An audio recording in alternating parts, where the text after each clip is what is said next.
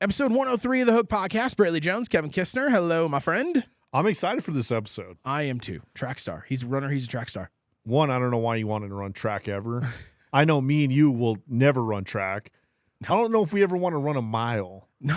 But there's one song I can't wait to ask him about. I'm really excited about this episode. I am too, man. Christian Yancey on the show today, and we're going to dive into a bunch of stuff he's got with Austin Snell, which I'm a big fan of Austin Snell because I'm a rock guy, and a brand new single that he's got, and a number one on Sirius. Hey, How You Look with Josh Ross. So we're going to dive into that. Episode 103 of the Hook Podcast, brought to you by our friends here at KYGO with Christian Yancey. Big thing here on the show is we like to bring in newer songwriters, people who have been cutting their teeth in town, people who have had some really good success lately, and people who we're big fans of. And this is one that I'm super excited about. So let's welcome a former track star, a man with a single on the radio right now, Christian Yancey, to the show. Hello, my friend. How are you? Hey, how's it going, man? We are good, man. How are you today? I'm good. Just got done out of a writing session and kind of working on the demo right now and getting that fixed up before go to dinner and stuff, later tonight. But Nice. Who'd you write with today? I wrote with my roommate James Mason and a good buddy of mine, Max King. Okay. He plays he's with Lacade. I don't and writes with him, plays with him a lot. James is like I said, my roommate, great songwriter as well. Awesome, man. Well, we always like to know who everybody's writing with on the day-to-day because people don't realize that that's what you guys do all day long. Yeah. I have one random question before. I know Kev has a very dying question for you, but what is the coffee or hydration situation on your way into a write? Okay, so I am not a coffee guy Okay. at all. I've tried to like it. There's one place that I will drink coffee, and it is at over at Lindsay Rhymes and Danielle Blakey's house. They have Australian coffee that they bring in, import in from I think Sydney or Brisbane, and they have an espresso machine there, make you coffee there. It's the only time that I will drink it is at their house. But for me, I have a fridge over here, stock full of them. I think Celsius. I'm a Celsius guy. I'm currently in 75 hard, so I'm staying off the sugar of everything. It used to be a Mountain Dew in the morning, but I don't do that anymore. Yeah, I'm a Mountain Dew guy every morning, so it's not healthy. I was that way from 8 years old until about a year ago. It's just so good. It It just is. tastes so good, but it's so unhealthy. But I'm like, it's better than coffee at times. It is. I think it is. I mean, I still, if I live 50 good years and I eat and drink what I want, that's okay with me, I think. Right? That's kind of my logic. Like, hey, if I'm going out my way. Yeah. That's with a Mountain Dew as much as I can. But one question, Brailey said it in the open, track star Mountain Dew. I don't know if that matches up very well. Oh man, my diet did not reflect what I did in college. I can tell you that, dude. I was Dunkin' Donuts and Code Red Mountain Dew every single morning. Drank a little bit too much in college. It just we would. The funny thing was that I realized in college is that when I got to Ole Miss, I was like, oh my God, I'm in the SEC. I gotta like buckle down. I gotta be healthy. I gotta be like on my P's and Q's. And the funniest thing to me was my best year of track was the last year that I had my senior year, and I didn't care. We were going out to track meets, getting back on Saturday, going straight to the bars. Can we say you're like the Johnny Manziel of track then? Not caring and doing really good. I will say some of my teammates probably take that title, a little bit more than I do. But no, I just like to have a good time, and it just kind of showed me it's like when you just kind of relax and like enjoy what you're doing and not put too much pressure on yourself is when you succeed the most. So I've kind of carried that lesson through, the rest of my life as well. Man, I want to get to how in the world you got from Atlanta kid to track star Ole Miss to Nashville. Like, what was the progression of music in those early years into college, then after college? How did that kind of all shift to Nashville? So, growing up, I was kind of surrounded by music in different ways. My parents put me into kind of piano lessons around kindergarten. I did those for about 5 years. And then we switched teachers, and then they realized I didn't know how to read music. I was just kind of like getting them to play what it was and then copying what they were doing. They wanted to start me over, so we quit that. My granddad on my mom's dad been a studio musician his whole life. He did a lot of stuff, recording stuff for like TBS and Turner Broadcasting, and then he had a gold record from the '70s, I believe, that he was a part of, called Pac-Man Fevers, when the arcade games and all that kind of stuff. Well, I kind of got it on us from that side. And my dad sang in choir and church and stuff like that. So it's kind of always been around me growing up. Got to high school and wanted to learn how to play a guitar because my friends were learning. And they were like, "Could play, baby, a song you make me want to," that kind of stuff. And I was like, "I want to know, I want to do that," And so, anyways, sports was always a big part of my life. I played football in high school, played lacrosse and track in high school as well. I guess I didn't play track; I ran track. But um, so I went to Ole Miss and kind of buckled down on that, and that was my life at that point. I really didn't play a lot of music. I didn't, wasn't writing songs or anything at that point. Was really just like fully involved in like I'm the type of person, when I do something, I do it 100% or I don't do it at all.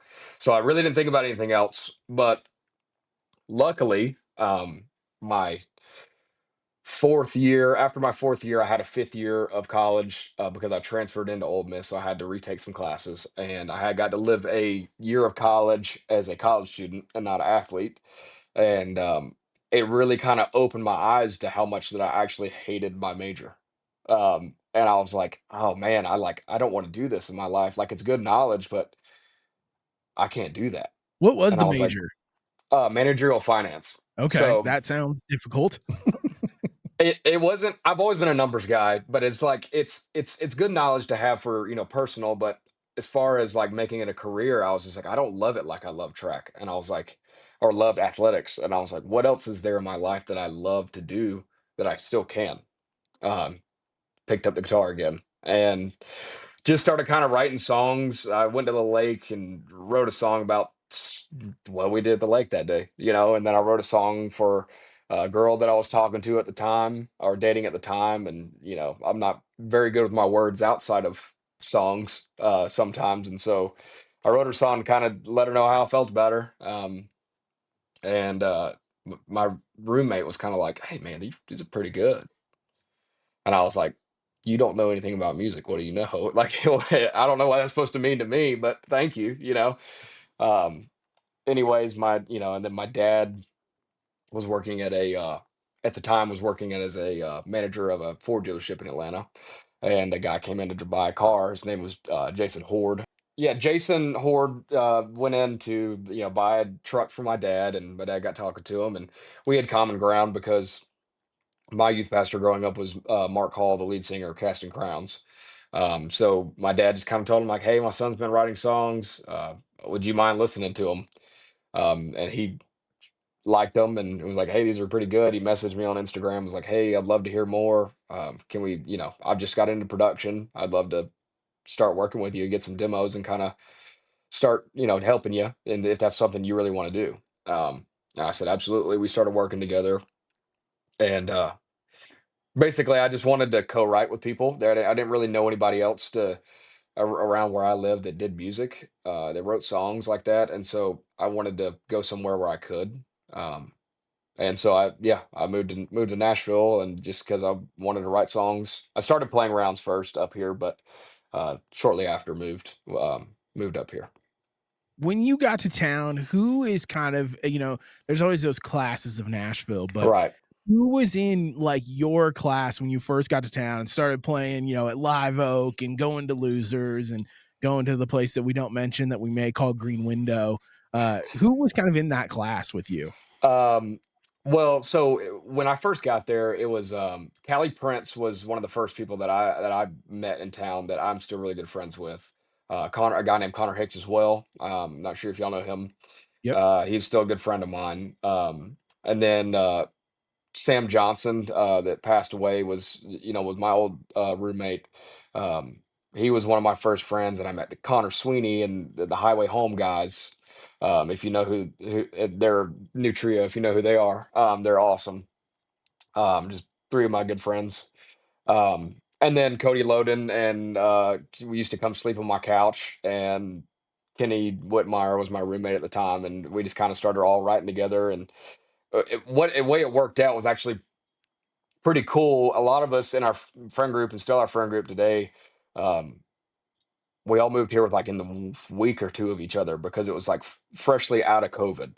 Everybody was doing the same thing of waiting on when's the right time to move to Nashville, because our southern small towns were a lot less locked down than it was here. Um, and funny enough, everybody pretty much moved to Nashville around August, September of 21, and we just kind of all doing the same things, met each other, and you know, stayed hanging out together, till now. Had you been to Nashville prior to that move, or did you just pick up and say, "I've never been there before, but that's where I need to be"? Yeah, so I was up here. I started coming up here a good bit.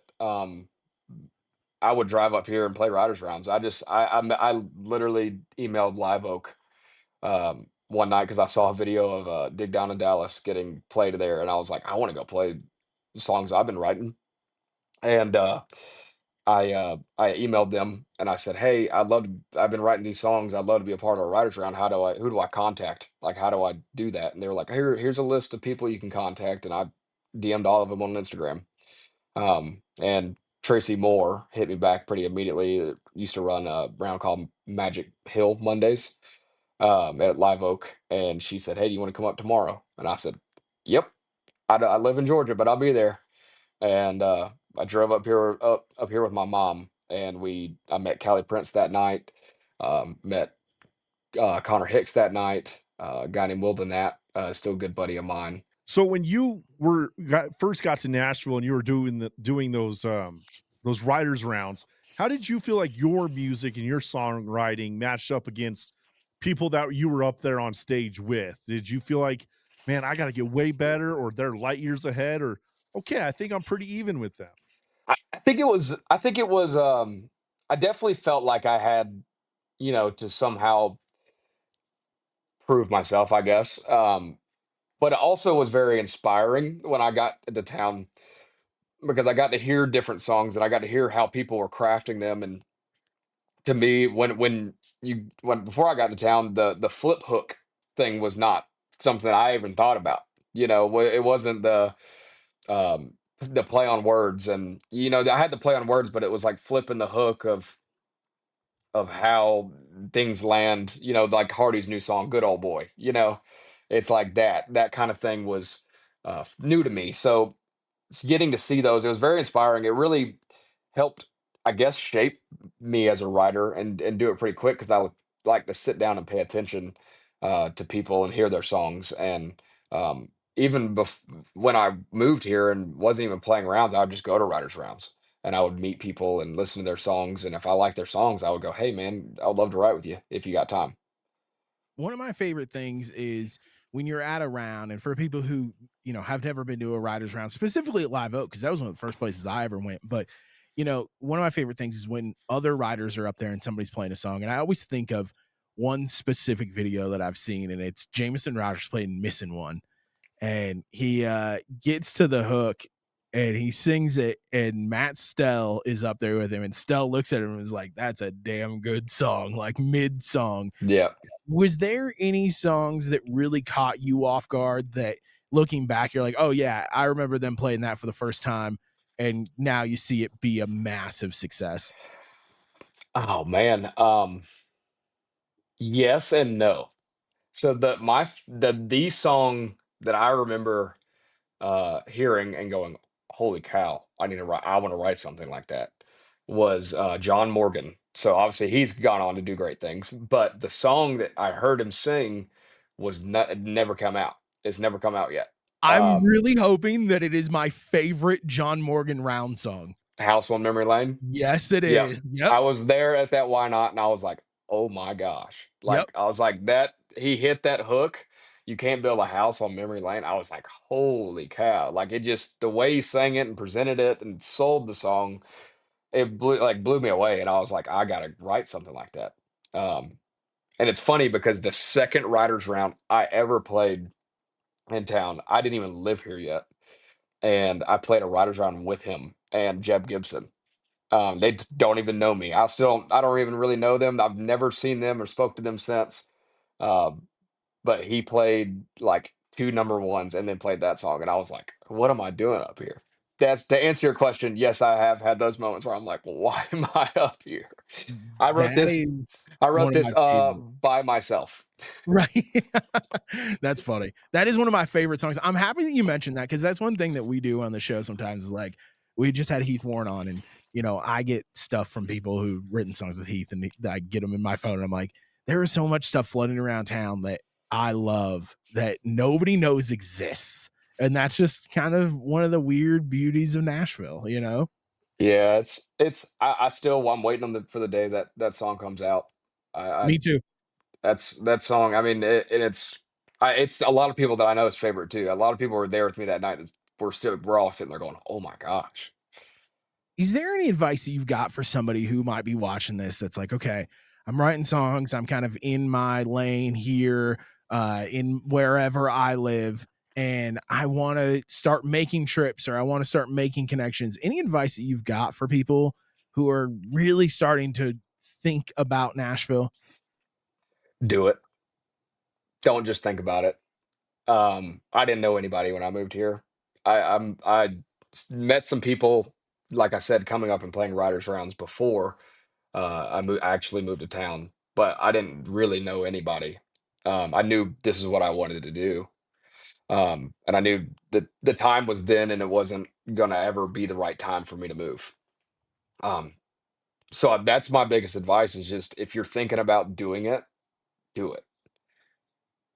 Who was the first person that really gave you a shot? I mean, I know you talked about writing at or performing at Live Oak right away, but who was that first person to give you a real shot in Nashville where you were like, okay, now I know I belong here? Oh, I remember it was I've always wanted to play the writers round because I had seen a lot of um people play this round that I really looked up to, and I went to the rounds and watched them. And they're still great, people to me is Nikki T and Matt Burrell.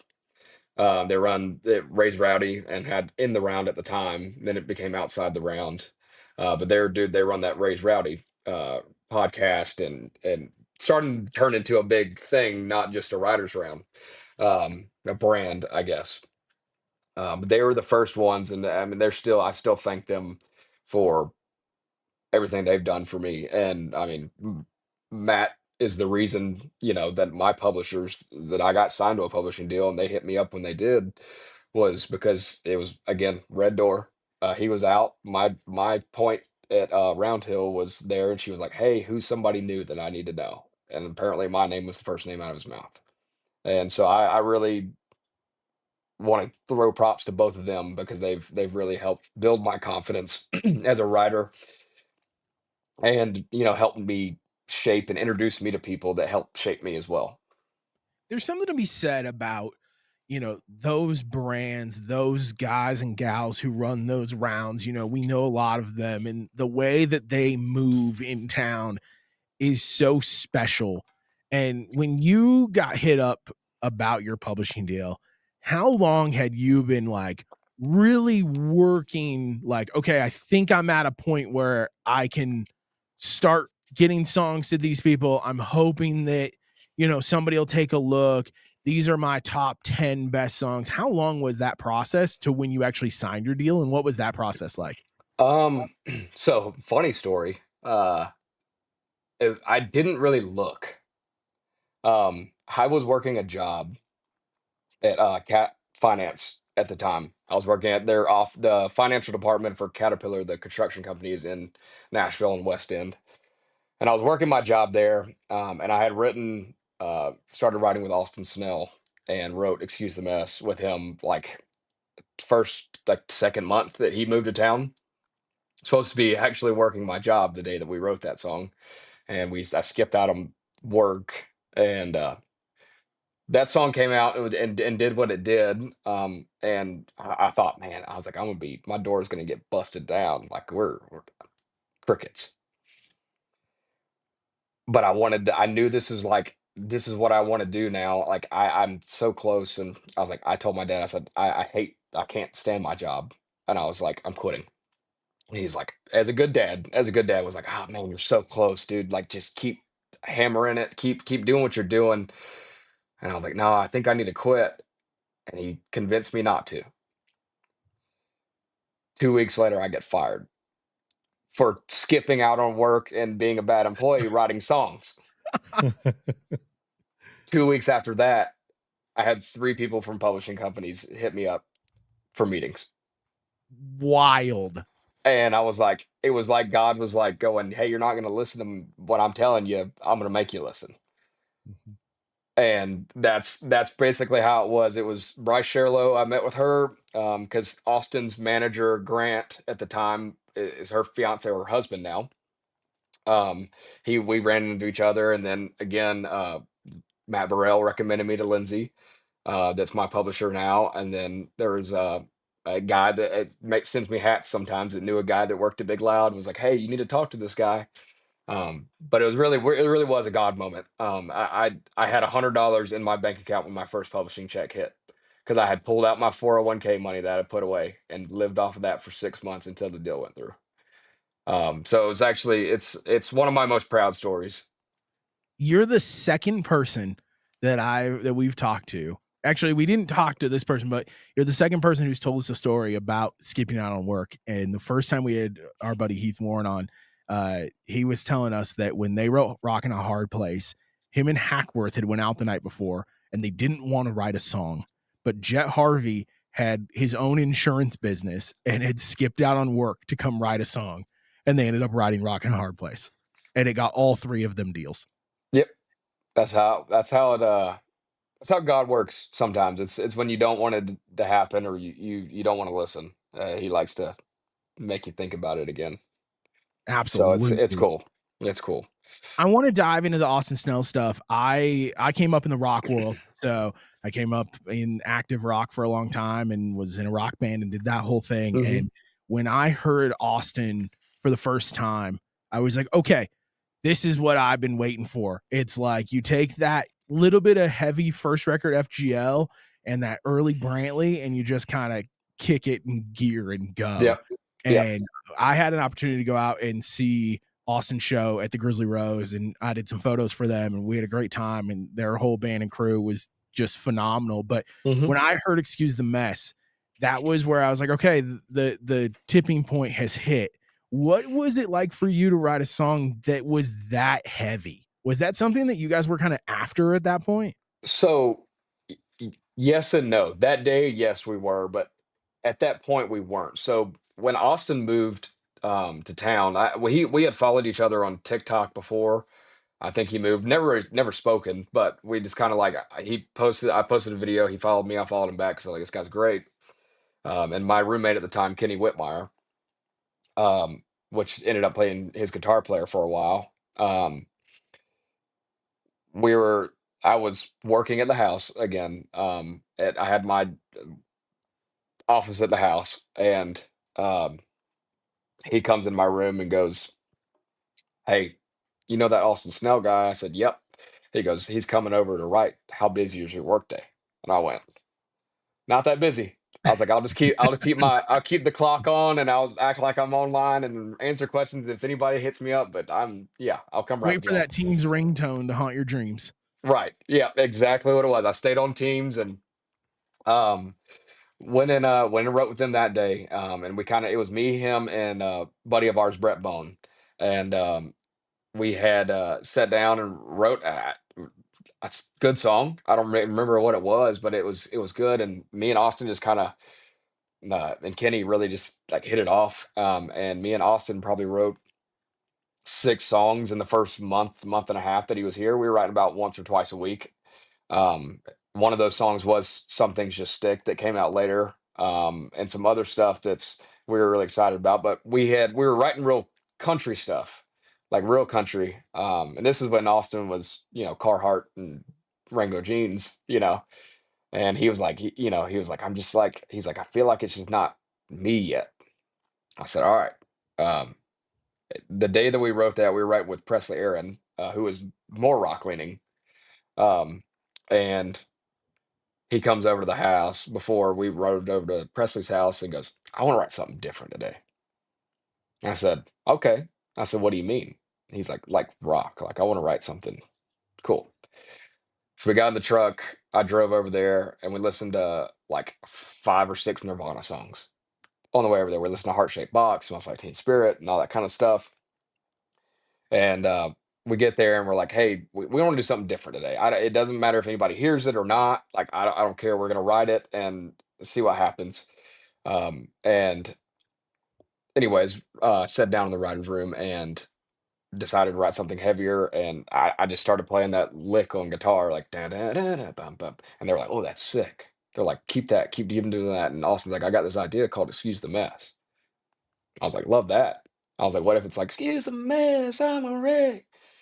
And he just followed in with the next line, and then I Presley followed in with the next line. It was like I think we wrote the song in probably 25 minutes total in between talking about life. You know, it was like one of those things that just kind of fell out. It was like, don't mind them bottles on the shelf. It was like I would sing a line, he would sing a line after it. We had fine tuned it, move on to the next thing, and it was really cool. And then we kind of, long story short, we Austin at the time was posting all of the songs we were writing on TikTok.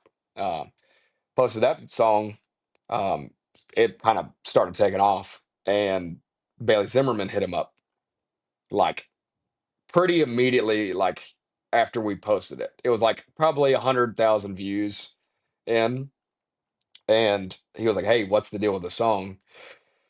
We're like, "Well, I mean, we wrote it yesterday, so nothing, you know." Haven't even Uh, turned it into my publisher yet. yeah, I didn't have a publisher. I was Haven't even working at turned it. Cat. Yeah, it's chilling in the phone. Yeah, we don't know anybody at this point. We're like, we don't know anybody. We're just writing songs to write songs, you know.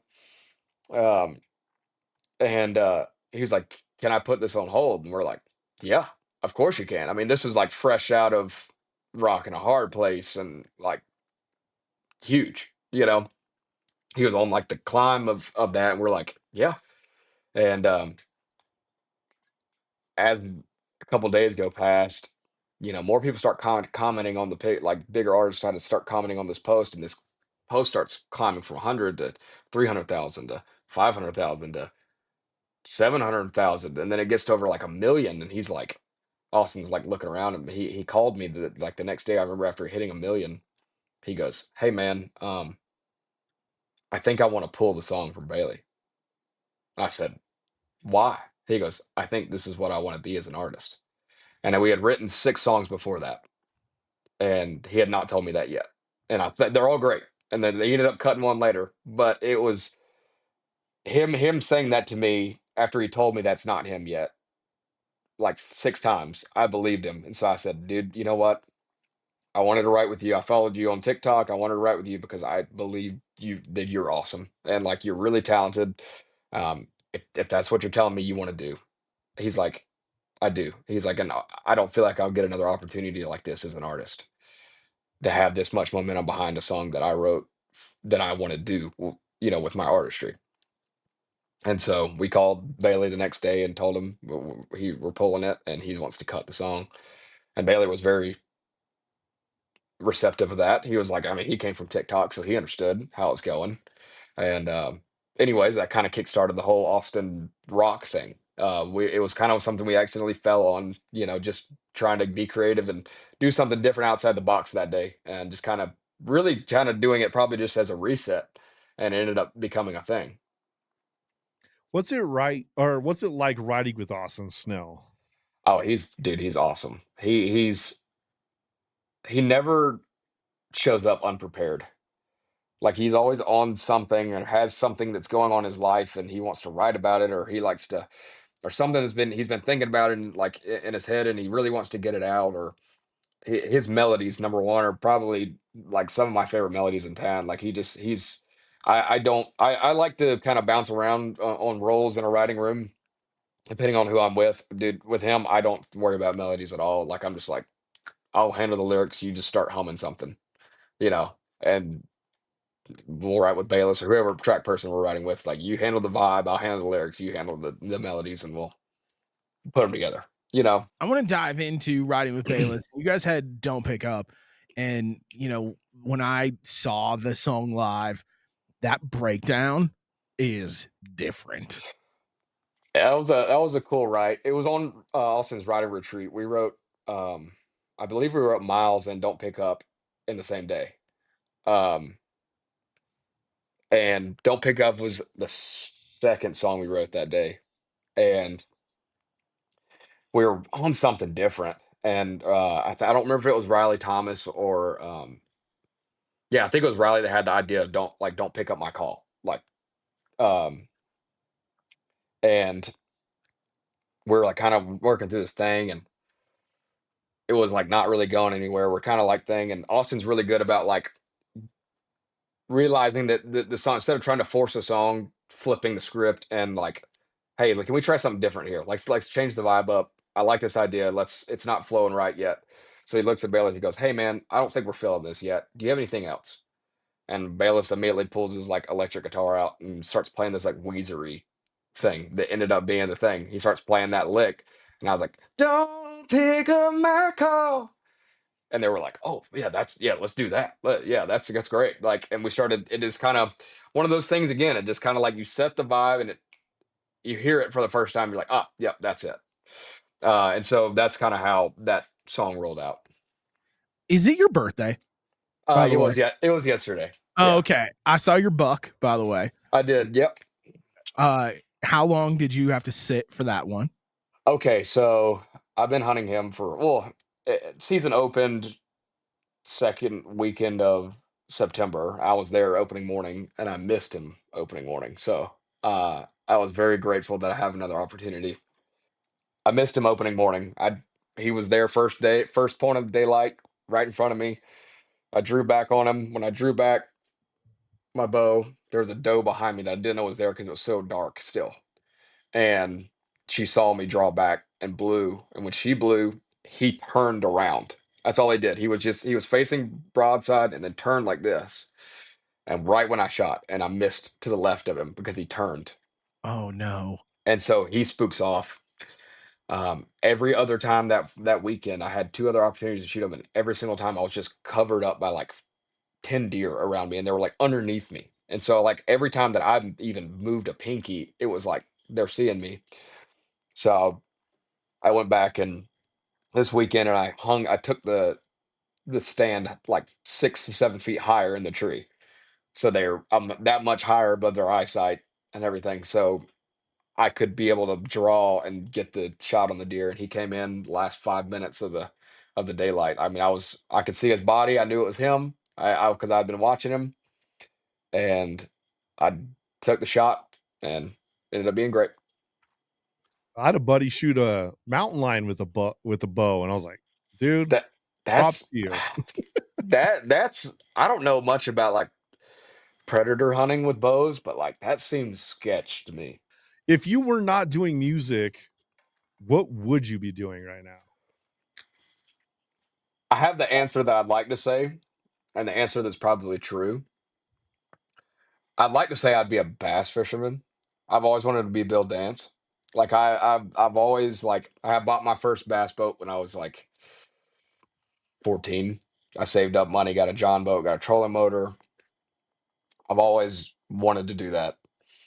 But I was actually talking to my dad the other day, and I was like, if I woke up tomorrow and I couldn't play guitar, I couldn't sing, I couldn't do any of this stuff, I really do think I'd be lost.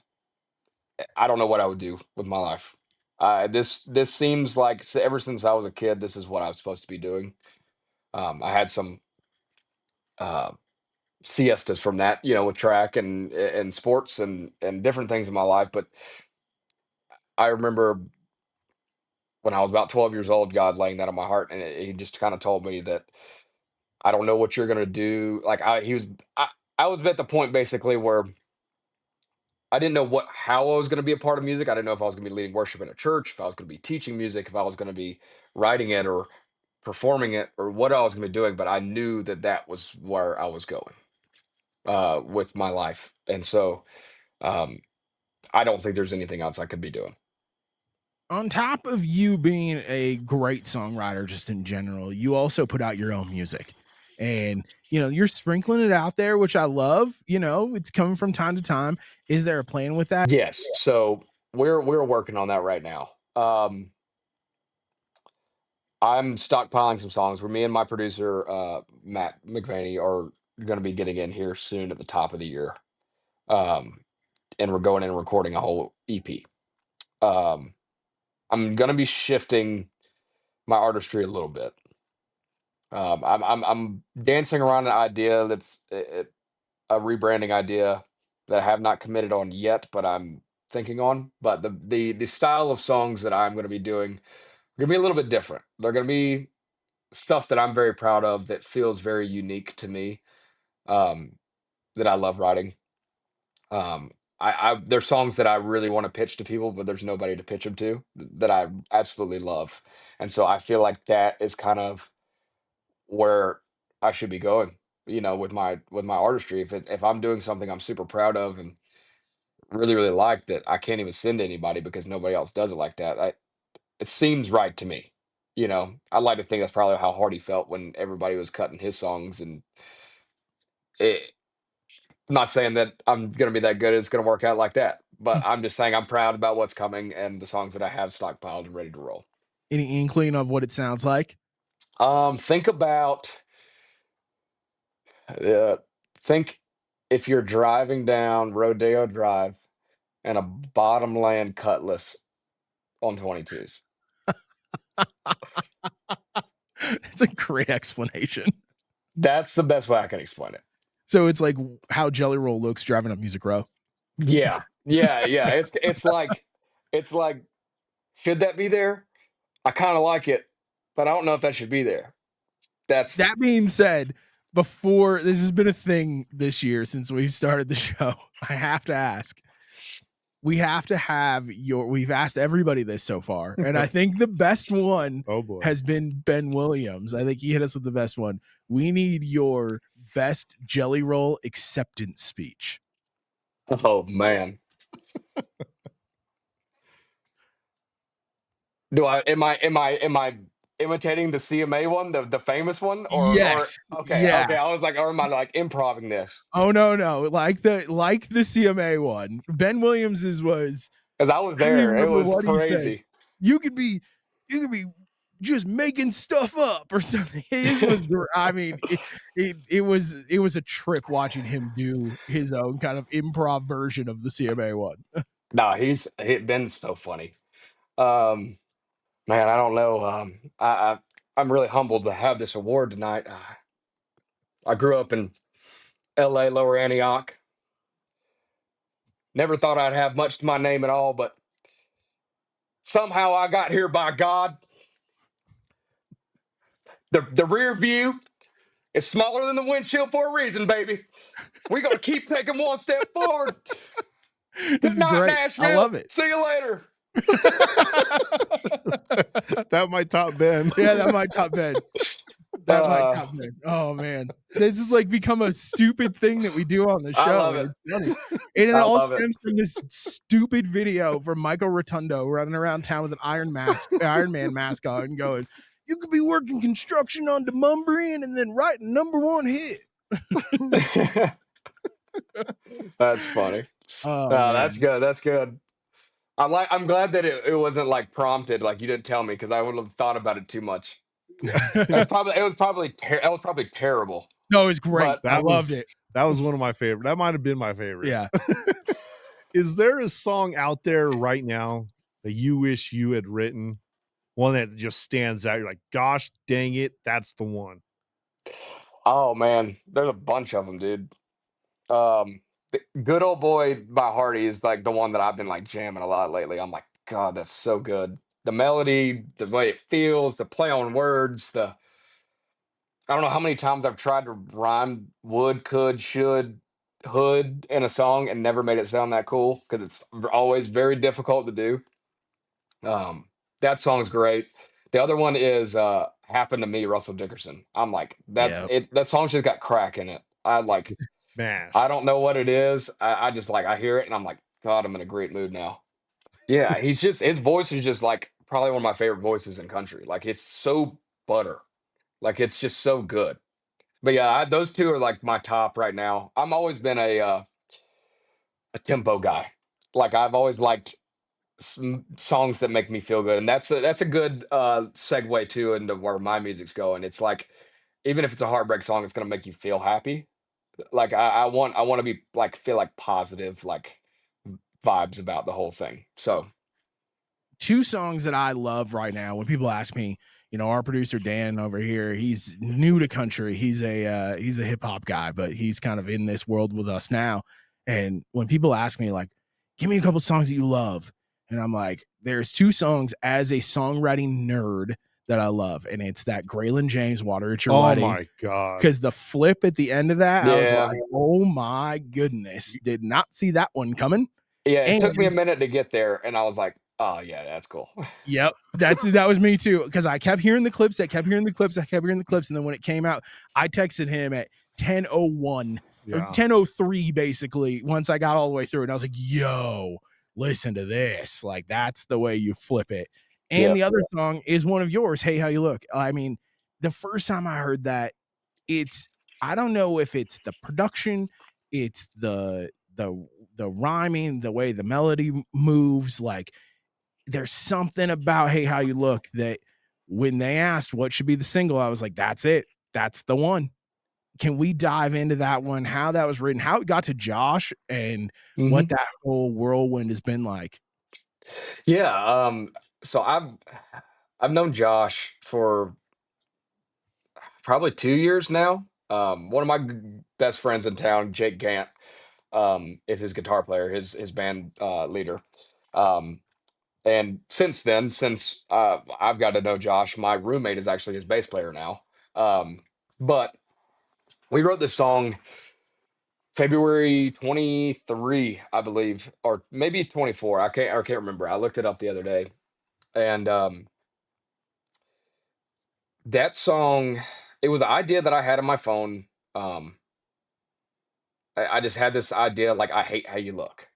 And it was like the hook was I hate how you look moving on. And I wanted the chorus to be like I hate this, I hate that, but it's all positive things. Like I hate how good you look right now, and I hate how good he's treating you. It's like I'm a big old school country guy, and I had the idea because I've always loved the song "You Look So Good in Love," George Strait, and I was like, what is the modern day version of that? That what can I pull from that song? Because I love to cover it, and I was like, how can I do that idea? Because I it's just hasn't been done since, in my opinion. And um, I came up with that title. The song, funny enough, almost did not get written that day. I almost didn't get written in that room at all. Uh, I have been in one writing room of all the writing rooms I've ever been in, and almost had to call the paramedics, and it was that one. Nick Sonato almost choked to death 5 minutes into that writing session. Oh my gosh. Swear to God, we're sitting there, we're just chatting. I had never met Jess, I'd never met Chris, and I'd never met Nick. We got to that room that day and never been to combustion at all. Like I'm brand new into my deal, and um, we're sitting there, we're just chatting about life and like, where are you from? Like, what's been going on? Like we do, and in the corner we hear,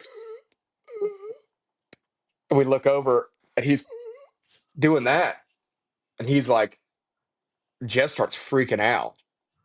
Chris is like about to go to the run to grab somebody, and me and all my wisdom goes, everybody calm down. He's making noise. He's fine. Let the boy work it out.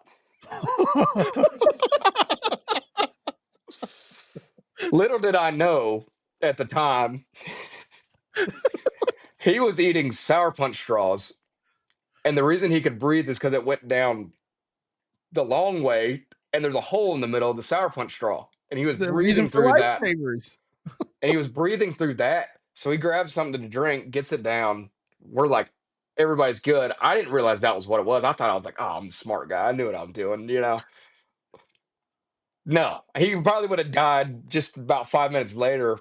It's the only difference. Anyways, ended up getting written that day. Nick I have to give Nick props to the demo and the production and all that kind of stuff, because the demo that he did sounds very, very close to what ended up being the record. I think that's what sold the song. Those stops at the begin, the first chorus, and then Jess came in, straight out the gate with the first line of the chorus that everybody's like, "What is that line? What are y'all saying?" Which is in my mind is the genius of her going, "What are they saying? I got to listen to that again." And then you listen to it and you're like, "Oh, okay, yeah, I get what they're saying." But it's like it almost like makes you go, "What do they say?" Okay, yeah, no, that's cool. And I mean, I did the same thing when she said the line in the writers' room. I was like, "What are you saying right there?" But it sounds really cool. I don't know what it is. Um, so that's all Jess and Chris kind of had this like chord progression thing, and it all just kind of worked cohesively together in that writing room that day. Um, and I mean, I honestly didn't really like. I mean, I love the song. I thought it was a great song. I was super excited about it. We wrote it for me. Um, and I was in the car with Cody Loden, a good buddy of mine. We kind of just get together and hang out and show each other our demo, like what we're excited about we've written recently. And I showed him that one, and he goes, "Dude, that's a Josh Ross like smash." And I was like, "Yeah." I was like, "I thought about that. I already texted it to him." He's like, "You texted it to him?" And I was like, "Yeah, I think so." And I pulled up. I was like, "Oh, I have not texted it to him." And he's like, "You should definitely text it to him." And I did. And I'd sent Josh stuff before. We had written before.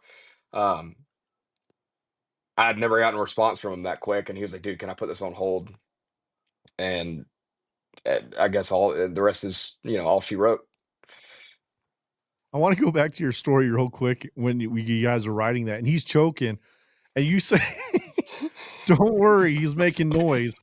I feel like that's a song right there, and Trey Lewis has to cut it. I feel Oh like that's yeah, a perfect Trey Lewis song. he's making noise. Don't worry about it. It's me being stupid. I heard my mom, my friend's mom said that one time, and she's a nurse. Like they were choking on some food, and they're going like that, and she's like, "Oh, they're making noise. Give them a second. Let them get themselves together." That's how you know that they're not really choking, because if you're really choking, you're not making noise at all. It's So that's what I this was saying. I was telling everybody to calm down and let him work it out, but it came out as he's making noise. Let the boy work it out.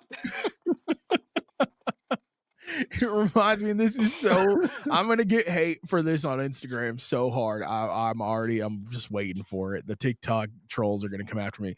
It's like that scene in Sweet Home Alabama where the dog jumps in off the dock and she goes, "How deep's that water?" He goes, 10 feet. Can he swim? I don't know. Then he pops back up. That's exactly what it reminds me of. It's like, it'll be okay. We'll figure it out. Yeah. Oh, I was just trying to calm the room down. That's all I was trying to do. The whole point was like everybody needs to chill out until we figure out what's actually going on.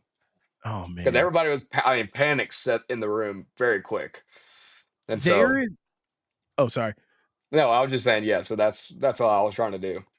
There's a spot in that song where it's the red dress line. Yep, that's And the I line I was feel talking like about. all the Jonas Brothers fans are coming out real hard. I've seen it in the comments a couple of times. They're like, "Oh, I like this." I think that's going to help a little bit. That's all Jess Farron. I'll give her that. We were just trying to think like, I hate how you look in that, that one dress or something like that. She's like, "I hate how you look in that one that I love red dress." And I was like, "What did you just And say?" there is the bounciness. I Yeah. think that's what I love.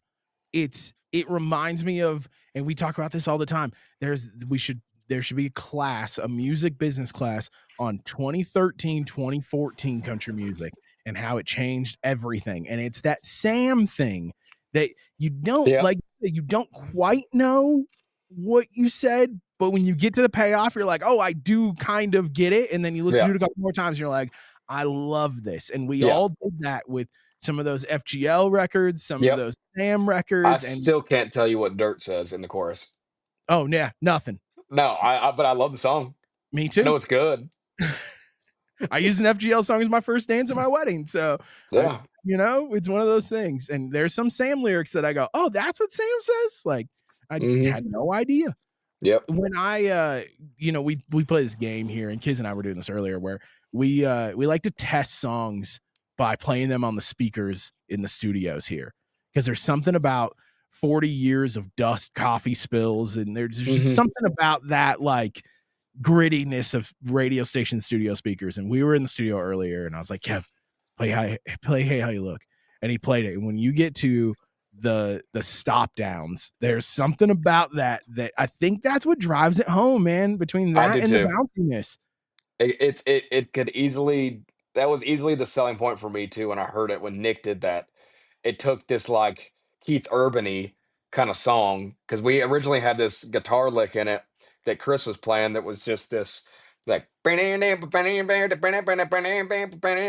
kind of this like tenor, like high string kind of like guitar part that was very Keith Urban-y, which I thought was awesome. Ended up not making it in there because it's not really Josh. Matt's really good about knowing what Josh likes and what his sound is.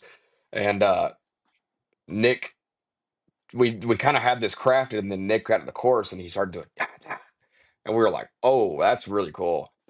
And it's like it made this like big anti-chorus moment that was like super cool. And I had never written anything that did that at the time. I've tried to recreate it like 10 times since then because I've always loved it, but I've never done it as well. You and 3 other songwriters, your dream write. Y'all get Okay. 25%. Who are the 4? Well, you plus 3 more. Who's the dream write? I think it's gonna be Hardy is gonna be number one. I've always loved him and like Luke Holmes.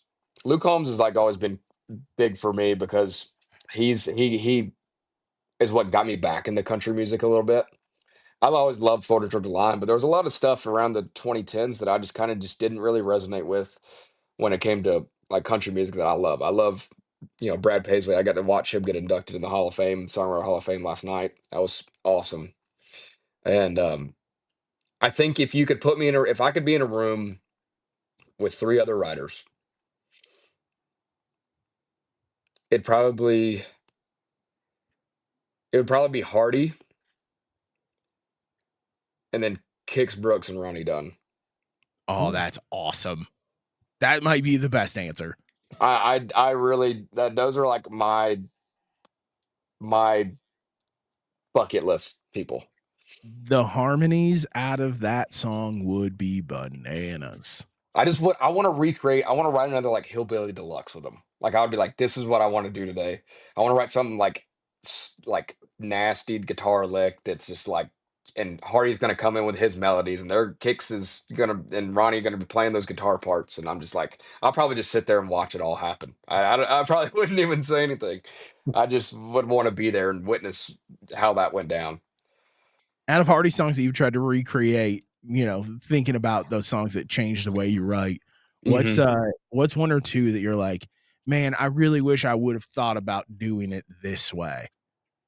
It's really the flips. It was Broke Boy, I think, was the first song that I like really listened to, and I was like, "Ah, dude, that's cool." It's like got pretty good for a broke boy. Like it was, or no, it was Boyfriend. Sorry, it's like I don't want to be your boyfriend anymore. Like the way that song flipped is like I want to be more than that, and that is like such a cool idea. Um, and then there's also like the storytelling from different perspectives. Like he does these things where he writes these songs about like from the perspective of a dog or perspective of heartbreak or some inanimate object. Screen. I always think about Screen. Screen, you got Sign Sober You that he's writing from sober self to drunk self later that night. And I was like, that is just such a cool way to do it. And he has a song, um, and he's got the song like the misleading lyrics is kind of the big thing that I've tried to tackle, and that's where I think about like the hate how you look. Like you think you're like, what are you gonna say? Like you hate how somebody looks. It's not that, it's a compliment. It's a love song, really. It's just you're saying how much you hate how good she looks, moving on. And doing that, misleading the listener until that hook lands is such a cool payoff.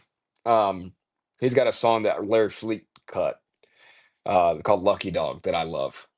That's awesome song. It's from the perspective of the ex-boyfriend, and he's writing, and he's like, you crack two eggs in your pan, one for her, one for him. He's going with your dad fishing. He's doing all this other kind of stuff. Man, he's just a black lab. Man, I'd love to be that lucky dog. And I'm like, God, like that's like, sorry, I was like, God, that's just such a good flip on it. Like I didn't see that coming. And that's the big thing that I've like taken from those moments when I think about ideas, because I think the song starts with the idea first. Yeah, it just just taking that and trying to think of the idea first, thinking about things in that way is what I've kind of learned, like just kind of studying and like being a fan of his. With Hate How You Look, you got a number one on Sirius, Yep. and that is special. And you're rolling right along at country radio right now, which, Yeah. I think that Josh has. I just told somebody this. I think I was talking to my wife. I said, I think Josh Ross is on the way to be one of those next big, that tier of Russ and just below Sam, where they can Yep. play 5,000 seat clubs and crush it. They can play bigger festivals and crush it. And just they're on that rocket ship. And I think that Yep. this is the song to do it, first of all. But having a number one on Sirius and now watching it slowly climb at country radio, what is that whole thing like? And are you a chart watcher? I try not to. I like to let other people update me with it. I do get curious. This is my first time having a song on the radio, so um, of course, it is always on my mind every time Monday rolls around. I'm like, where's it at now? Where's it at now? Because it's moved up for I think 5 spots this week on the U.S. radio, and like another 5 spots in Canada radio.